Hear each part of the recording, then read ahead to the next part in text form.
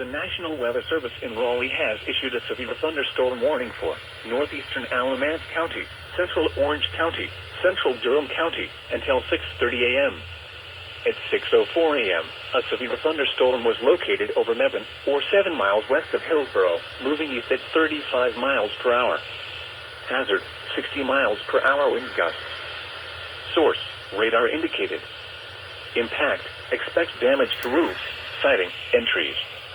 Locations impacted include Durham, Chapel Hill, Hillsborough, Mebane, Efland, Lake Michie, Anna River State Park, Gorman, Bahama, and Bethesda.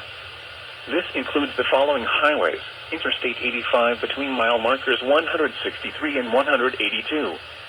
Interstate 40 between mile markers 153 and 162, and between mile markers 259 and 269. The Durham Freeway between mile markers 10 and 17. Remain alert for a possible tornado. Tornadoes can develop quickly from severe thunderstorms. If you spot a tornado, go at once into the basement or small central room in a sturdy structure.